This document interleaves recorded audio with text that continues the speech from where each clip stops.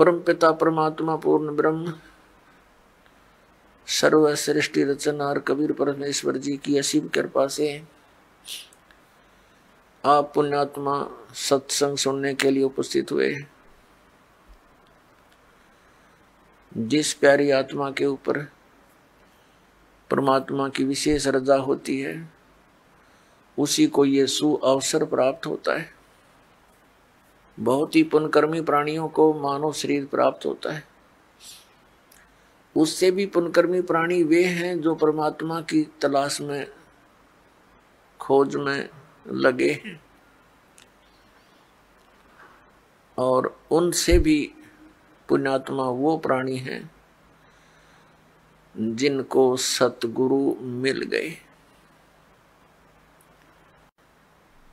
तो पुण्यात्मा आप उन तीसरे नंबर के यानी गुड बेटर बेस्ट, ये बेस्ट आत्मा हो परमात्मा की, आपको सतगुरु मिल गए। अब आपका ये अंतिम जीवन होगा यदि आप आजीवन इस सत भक्ति पर दृढ़ रहे, नियमित रहे, आप सतलोक चले जाओगे। आप आज से नहीं लगे हो भक्ति के लिए, परमात्मा के लिए, आप युगों युगों से लगे हो। आप भक्ति मार्ग पर लगे हो लेकिन बीच में गफलत कर जाते हो। किसी भी कारण से आपका इस भक्ति मार्ग से पैर फिसल जाता है। आप फिर यही काल के गड्ढे में, घेरे में पड़े रह जाते हो और फिर से प्रयत्न करते हो इस घेरे से निकलने का, इस कुएं से निकलने का। तो अब आपका प्रयत्न, अब आपका जो इस काल के घेरे से निकलने का ये लास्ट स्टेप रह रहा है। यदि इससे फिर फिसल गए तो हजारों युगों तक आप इस स्टेप पर नहीं आ पाओगे, इस चरण में नहीं आ पाओगे। जो इस सतमार्ग से जुड़े हैं और उनका पैर फिसल गया तो वो तो बहुत कई हजार युगों के बाद ही फिर पुनः इस भक्ति मार्ग को ग्रहण कर पाओगे। कारण क्या है? कारण ये है कि ये सत भक्ति है, यथार्थ मंत्र है। इनके जाप करने से आपकी कमाई ढेर सारी होती है, बहुत ज्यादा हो जाती है। और इसका हमने संग्रह करके सतलोक जाना था इस भक्ति की कमाई के बल से, और ये अंतिम सांस तक हमने संग्रह करना था इसका। और हम किसी भी कारण से परमात्मा के इस मार्ग से विचलित हो जाते हैं अंतिम सांस तक कभी भी, तो फिर हम यही रह जाएंगे। और यहां का विधान है कि जैसे कर्म प्राणी ने किया है वैसे फल उसको मिलेंगे ही मिलेंगे। आपके पुण्यों का, आपकी सतभक्ति का ढेर लग जाएगा। जैसे आपको प्रथम मंत्र दिया जाता है, इसमें हमारे कमल हैं, हमारे शरीर के अंदर ये चक्कर बने हुए हैं। चक्कर जैसे एक मूल चक्र है, फिर स्वादिष्ठान चक्र है जिसको संतों ने स्वाद चक्र बोला है, और फिर नाभि चक्र है। नाभि कमल भी कहते हैं, मूल कमल भी कहते हैं, अधिष्ठान कमल भी कहते हैं। चक्कर कहो, कमल कहो, संतों ने उसे कमल बोला है, योगियों ने चक्र बोला है। फिर हृदय कमल यानी हृदय चक्र है। फिर कंठ कमल है यानी कंठ वाला चक्र है। और फिर त्रिकुटी कमल है। तो इस प्रकार हमारे शरीर में ये जितने भी कमल चक्र हैं, इन पे एक एक देवता का अधिपत्य है। मूल चक्र के ऊपर, मूल कमल के ऊपर गणेश जी का बैरियर है, ये समझ लो, ये बैरियर है। अपने हम निज धाम जाना है, ये बैरियर है। प्रथम बैरियर है मूल कमल, और दूसरा बैरियर है स्वाधिष्ठान कमल यानी चक्र, स्वाद चक्र, और तीसरा बैरियर है ये नाभि चक्र, नाभि कमल।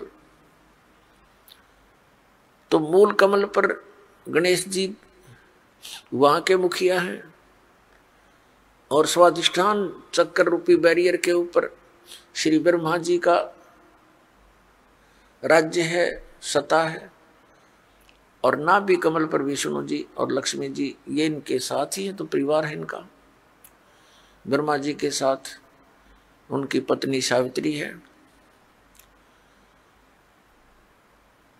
और फिर हृदय कमल पर भगवान शिव और पार्वती यहाँ के ये अधिकारी हैं, और कंठ कमल में श्री दुर्गा जी। तो इस प्रकार हमने कंठ कमल तक जितने भी ये बैरियर हैं, इनसे पार होने के लिए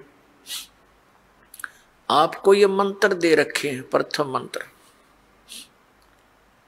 तो इनकी भक्ति कमाई करके आप जब इन बैरियरों के पास निकट जाओगे तो आपके बैरियर का मार्ग साफ मिलेगा, और आपकी जो कमाई आपने प्रथम मंत्र में इन इन देवों की जो मजदूरी की है, साधना की है, ये आप वहां इनका टैक्स देते हुए चलोगे।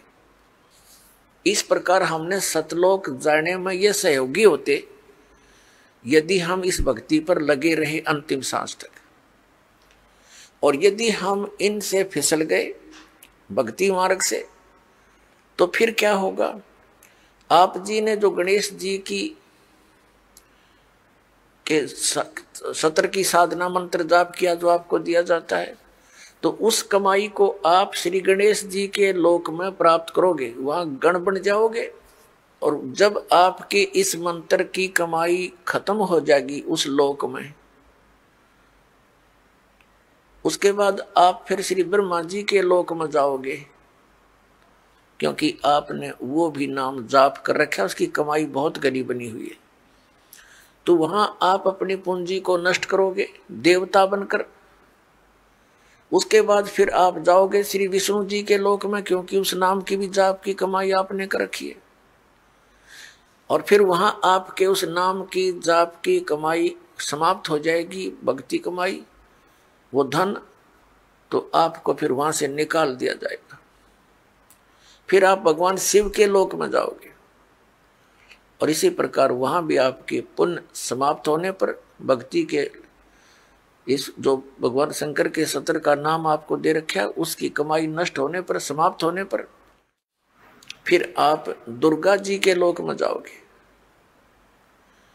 और दुर्गा जी के लोक में जाकर के अपनी इस पुण्य कमाई को फिर वहां नष्ट करोगे। तो इस प्रकार आपको ये पृथ्वी पर नहीं आने देगा, क्योंकि आप इतने पुण्य बन जाएंगे आपके, और पृथ्वी पर आए बिना भक्ति मिले नहीं। और भक्ति मिलेगी इस कलयुग के अंदर, सतयुग त्रेता द्वापर में आप इस भक्ति को नहीं करते, क्योंकि आप स्वयं ही जो साधना कर रहे होते हैं उसे आपको लगता होता है कि हम बहुत सुखी हैं। और फिर आपको जो सतनाम दे रखा है, जो 2 अक्षर का, जिसमें एक ओम मंत्र है, ये ब्रह्म का। पुण्यात्माओं, एक ही जड़ी होती है, उसके प्रयोग की विधि में अंतर होने से उसका गुण बदल जाता है। तो यही समझ लेना कि जो मंत्र आपको प्रथम मंत्र में दिए हैं, वहां उस विधि से जाप करने से उसका गुण वही है। अब इस मंत्र में जो सतनाम बनाकर आपको दिया है, इसकी साधना करने से, इस विधि से इसका गुण अन्य होता, लाभ भिन्न होता है। कई बोली आत्मा, क्योंकि हम युगों युगों से अज्ञान से परिपूर्ण हैं। अब ये तत्व ज्ञान प्राप्त हुआ है तो हम वकील बन जाते हैं उस अज्ञान आधार से। तो उसमें आप जी ने ये सोचना चाहिए, यदि हम विद्वान होते तो हमें यह ज्ञान पहले ही प्राप्त होता। आप विद्वान नहीं, बुद्धिमान अवश्य, लेकिन उस बुद्धि का दुरुपयोग करके आप भगवान से दूर हो जाओगे। इस दास ने जो मार्गदर्शन किया है ये गॉड गिवन है, ये किसी डूम बाट के गीत नहीं है। तो इसके अंदर आप जी ने बिल्कुल सोचना बंद कर देना चाहिए। उपदेश लेने के बाद, उपदेश लेने से पहले आप बिल्कुल वकील बने रहो, खूब अच्छी तरह निरीक्षण करो हर एक बात का, और तब दीक्षा ग्रहण करो। दीक्षा ग्रहण करके यदि गुरु जी के वचनों में आपको अविश्वास होता है तो आपका नाम खंडित हो जाता है, भगवान से दूर हो जाते हो। फेसबुक पर हमारे पेज अमर बोध को लाइक करें और यूट्यूब पर अमर बोध चैनल को सब्सक्राइब जरूर करें। संत रामपाल जी महाराज से निःशुल्क नाम दीक्षा लेने के लिए हमारे इन नंबरों पर संपर्क करें। घर बैठे निःशुल्क ज्ञान गंगा या जीने की राह पुस्तक प्राप्त करने के लिए अपना नाम, पूरा पता और मोबाइल नंबर हमारे इन नंबरों पर SMS या व्हाट्सएप करें।